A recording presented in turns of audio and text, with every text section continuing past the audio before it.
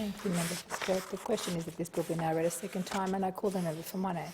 Thank you, Deputy Speaker, and thank you for giving me the call. I appreciate it. Deputy Speaker, isn't new technology fantastic?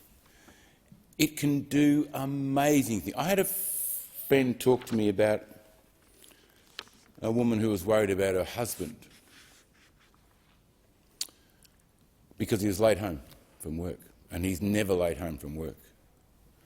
So she rang the local police and said, look, I'm really worried about my husband. Now, somehow the local police did a reverse "where's my phone" through their ability to do that. I don't know how they do that, but where's my phone? And they located his car and himself, sadly. He must have been feeling unwell. He pulled over near the beach, and he was overlooking the beach when he died of a heart attack. Sad, but new technology found him very, very quickly using our local police. Now that side of this is great. And the fact that in crime cases that we've recently heard of, especially in Melbourne, going back a few years now, the person of interest was able to be traced as to where that car went in that particular time by cross-checking across the towers as to where that particular phone travelled on that day. And that person was identified as the person that the police were looking for in regard to that murder, in regard to that terrible situation. I have not got a problem with using fantastic new technology for the benefit, and I say for the benefit, as the Shadow Minister pointed out in his remarks. He said that 145 people a day go missing in Australia. 145 people a day go missing in Australia.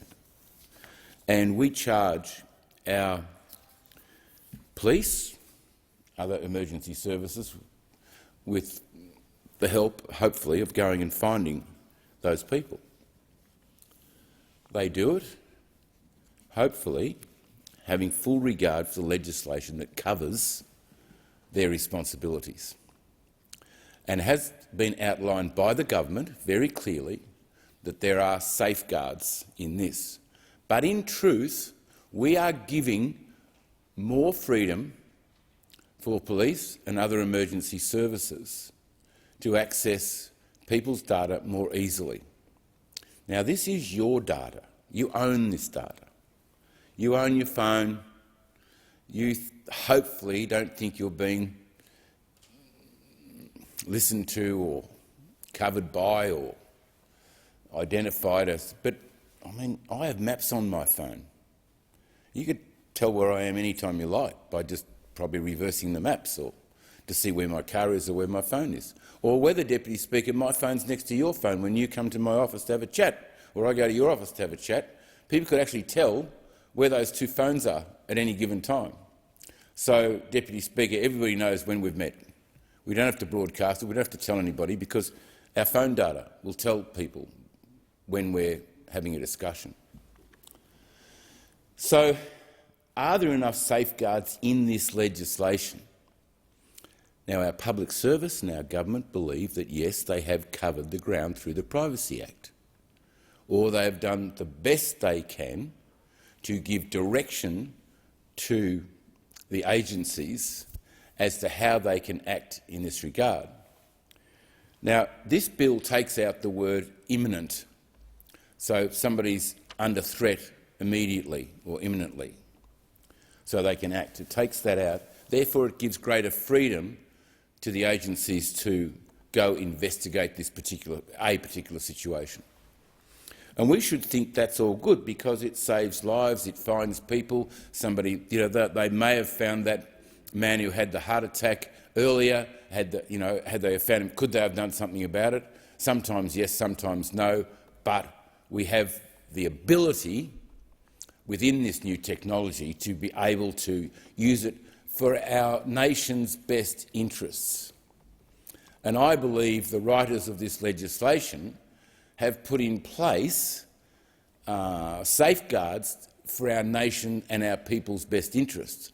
But they should remember in doing so they have handed more power to police or other agencies to use this power for good.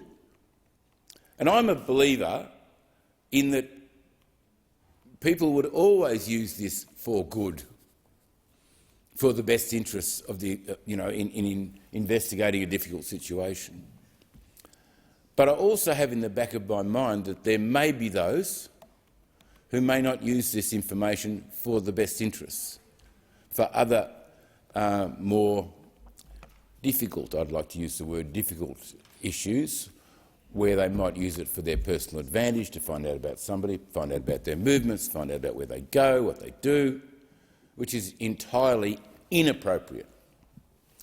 And it can be seen by some as a creeping infringement on their freedom of privacy, or a creeping infringement on their rights to privacy. How do you balance that? Well, I don't know how to balance that. So you take the new technology and say, here, we've got this fantastic new technology, we can now do things we've never been able to do before. But is that a creeping interference on the freedom of the individual in Australia? Freedom of association, freedom of expression. Is it a creeping? Have we taken into account enough that we need a judge to make a decision? But that takes time to get a judge to make a decision as to whether someone can access someone else's privacy. We can get a senior police officer to make a decision. Well, they're busy. They're busy. They're going to say, yes, tick, go find, do what you've got to do. As an individual, I am particularly concerned that these powers, I'm concerned that if they're not used correctly, that it's a definite infringement on the privacy of the individuals concerned. But when you have a situation where 145 people a day go missing in Australia, which I thought was a staggering number for me, a staggering number. 145 people decide they're going to disappear in a day in 26 million people. That's thousands and thousands over a year. And over 2 years, 3 years, 4 years. So I think out of the 26 million, some 20 million Australians have a mobile phone, or two. And those mobile phones can be tracked anywhere, anytime by anybody, apparently.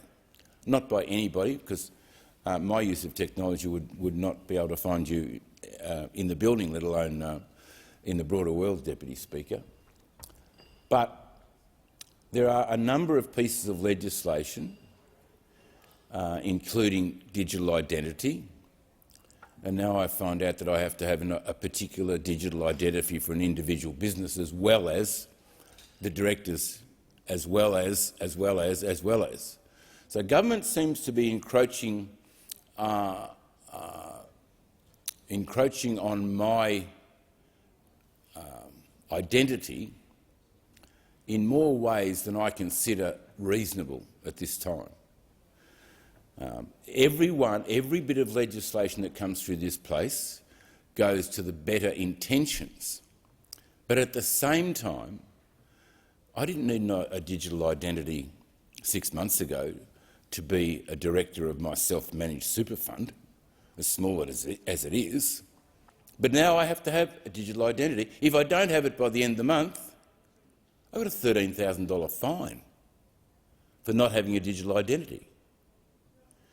And I don't want this type of legislation to be encroaching and encroaching and encroaching ever more, and through this genuine legislation where people are saying, no, this is new technology, we can use it so well to find out where people are, what they're doing, especially if they're doing the wrong thing by the nation. But then we've got to temper that with the freedoms that are so precious to the Australian people. You do that through legislation just like this, so we actually change it to address new technology, and there'll be more new technology that comes through. There'll be absolutely no doubt about that. In fact, where we've come from just in my lifetime, let alone my father's lifetime, the massive changes that are happening, and they're happening with a rapidity and an energy that I don't think any of us could have believed when I first had a mobile phone. It was a brick battery about that high and sat in the middle of the car, and the great dumpster in the middle of the car. And a close friend of mine rang me and I said, "Where are you?" And he said, "I'm just driving out of Darwin." So here am I on this mobile phone in Cranbourne with somebody ringing me from Darwin in the car. And I remember Peter Boyle had this joke. He said he used to get off the phone and he'd say, "Excuse me, my other phone's ringing in the car." And all of these, and they were days when we were just setting out. Now with our smartphones, we do more with those smartphones than they did on the NASA's first mission. So here we stand today trying to balance in the parliament the privacy of the individual against the greater good. And we need to be really, really aware of every piece of legislation that comes through that actually reduces the freedom of the individual. So we need to be on guard for the protection of my generation. Don't worry about us. But where's this going to lead to for our children and their children? Are they going to be under surveillance the whole time? You know, are they going to be recognised by their digital identity when they walk into a supermarket? Are they going to be recognised by what their phone's putting out on what they purchased, on what they did? You know, total control or oversight of what we're doing. So we then, as a parliament, have a direct responsibility to act on behalf of the Australian people, to act on behalf of those who cannot act on their own, who see these things as they will say, "Mr Broadbent, Russell, that's your problem. You're the legislator. You watch that on our behalf." That's what we elected you for, to watch on their behalf over the legislation that comes through this place. Do we do it? Am I across every piece of legislation that is going to be passed in this building today, tomorrow or the next day? No. I take an interest in particular legislation like this one, but you know, do I watch every piece? I watch every piece that is going to have a subtle effect on the individual's freedom in this nation. Because if I don't defend it, and this parliament doesn't defend it, nobody will.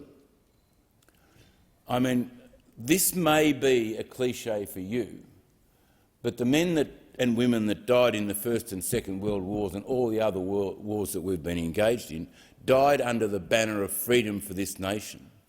And people want to come to this nation by boat or airplane any way they can get here because they see this nation's free and the nation they're fleeing from is not free. You know, we're held up as a beacon of freedom. So therefore, on every bit of legislation that comes before this House, we have to protect those freedoms. Are they out of hand because of new technology and legislation to then back up that new technology? Yes, I don't think we can keep up with what's going on. This legislation is directly reflecting the fact that we can't keep up with new technology and how it may be used or will be used. If it's used for the greater good, I'm all for this legislation and we will be supporting the amendments to this legislation. But if fallen into the wrong hands, is used for the lesser good, not our best selves, and that can happen in any organisation. We've seen data breaches over the last 6 to 8 weeks, 2 months, that would frighten anybody. And we're always fearful of that happening in government, when a government's hacked. So we're supporting the legislation, but we're making sure we have very close regard for the freedoms and privacy of the individuals of this nation.